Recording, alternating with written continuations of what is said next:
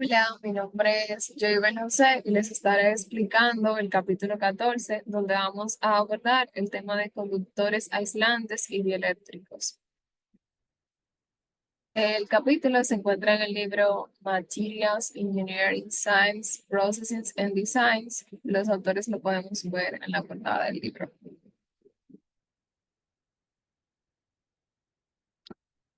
El capítulo Conductores aislantes y dieléctricos abarca los principios fundamentales que describen las propiedades eléctricas de los materiales. Aquí se explora cómo los materiales se dividen en conductores, aislantes y dieléctricos.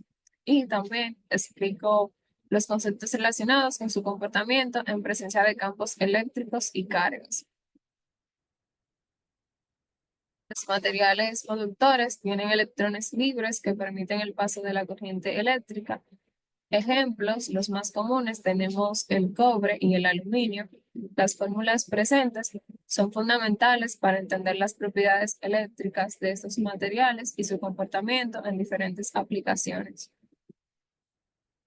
Los conductores son materiales que permiten el flujo de corriente y su comportamiento se rige por esta ley, la que vemos en pantalla, la ley de Ohm, que es la relación básica entre la resistencia R, el voltaje V y la corriente eléctrica I en un conductor.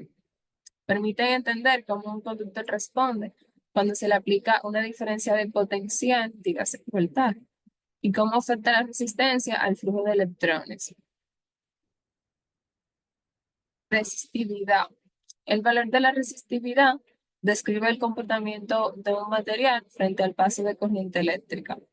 Esto quiere decir que un valor muy alto de resistividad indica que el material es un aislante, mientras que un valor bajo indica que es un conductor. La fórmula se utiliza específicamente para diferenciar entre aislantes y conductores. Los aislantes tienen una resistividad muy alta, lo que les permite evitar el paso de la corriente. En la gráfica que tenemos podemos observar la diferencia fundamental entre un material superconductor y un metal normal en términos de su comportamiento eléctrico, esto es a diferentes temperaturas. Se me olvidó colocarlo por aquí. Los superconductores ofrecen la posibilidad de desarrollar tecnologías más eficientes. Bien, la temperatura influye de manera significativa en la resistividad eléctrica de los materiales, tanto en metales normales como en superconductores. Explico mejor. Esto es porque afecta directamente el movimiento de los electrones dentro de un material. En los metales normales, el aumento de la temperatura provoca una mayor vibración atómica y una mayor dispersión de electrones, lo que va a dificultar el flujo de corriente y aumenta la resistividad. En los superconductores, el aumento de la temperatura puede destruir los pares de Cooper, haciendo que el material pierda su propiedad de superconductividad y recupere una resistividad finita. Aquí tenemos un ejemplo de los materiales conductivos. Estos tienen, como ya había dicho, baja resistividad, lo que los convierte en excelentes conductores. Pantalla tenemos un ejemplo de cómo podemos ver la relación de conductividad y la resistividad utilizando el software. Son magnitudes inversamente proporcionales, es decir, a mayor conductividad, menor resistividad y viceversa, como ya había explicado. Esta relación se observa claramente en la gráfica, donde los materiales con alta conductividad se encuentran en la parte superior izquierda, mientras que los materiales con alta resistividad se ubican en la parte inferior derecha. En esta gráfica vemos la relación entre la resistencia y la resistividad de diversos materiales. Bien, al analizar la posición de un material en la gráfica, al igual que en la anterior, podemos determinar su capacidad para conducir la corriente eléctrica y seleccionar los materiales más adecuados para cada aplicación. Y eléctricos. Estos son materiales que cuando se colocan en un campo eléctrico no conducen electricidad, pero pueden almacenar energía al polarizarse. Las fórmulas mostradas son relevantes para describir el comportamiento de los dieléctricos cuando están sometidos a campos eléctricos alternos en dispositivos como condensadores de corriente alterna.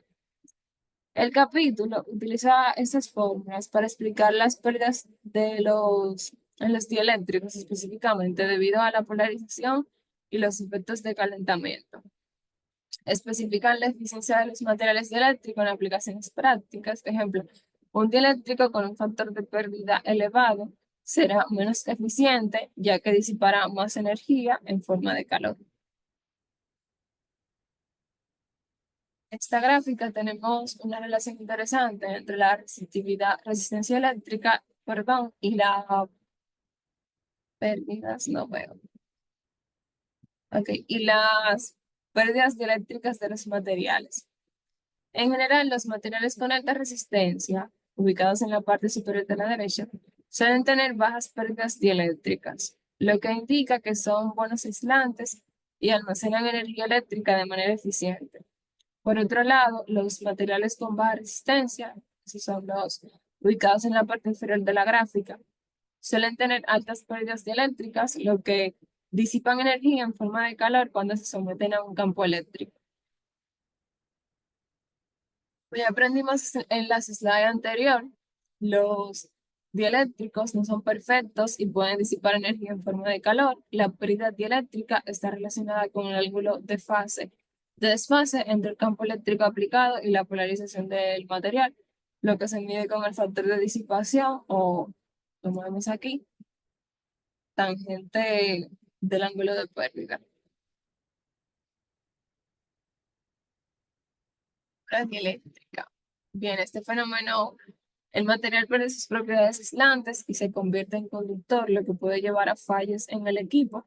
La ruptura dieléctrica es común en fenómenos naturales como los rayos o cuando se sobrecargan dispositivos electrónicos.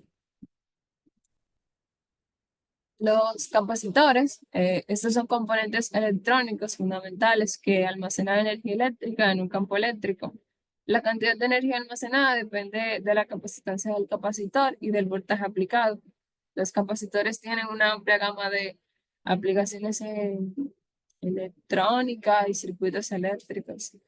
La capacitancia de un capacitor va a depender de tres factores principales o fundamentales. Podría decir que es el área de las placas, a mayor área, mayor capacitancia, distancia entre las placas, a menor distancia, mayor capacitancia, y la constante eléctrica del material. Que el material que se encuentra entre las placas, o sea, el dieléctrico, afecta la capacitancia. Los materiales con una constante eléctrica alta aumentan la capacitancia. Una explicación simple es que podemos imaginar un capacitor como una pequeña batería recargable en lugar de almacenar energía química como una batería tradicional. Un capacitor almacena energía eléctrica en un campo eléctrico. Polarización y tipos de dieléctricos. Aquí tenemos los tres tipos de polarización: la polarización electrónica, polarización iónica y polarización dipolar. La primera ocurre cuando el campo eléctrico desplaza ligeramente los electrones en sus órbitas, creando un dipolo inducido, mientras que la segunda sucede en materiales donde los iones positivos y negativos se desplazan dentro de la estructura cristalina. La tercera ya es en los ciertos materiales, los dipolos moleculares permanentes se alinean con el campo eléctrico. La piroelectricidad es la propiedad de ciertos materiales de generar una carga eléctrica en respuesta a cambios de temperatura. Cuando un material piroeléctrico se calienta o se enfría, los átomos en su estructura cristalina se desplazan. Esto va a crear una separación de cargas eléctricas y generar una corriente eléctrica.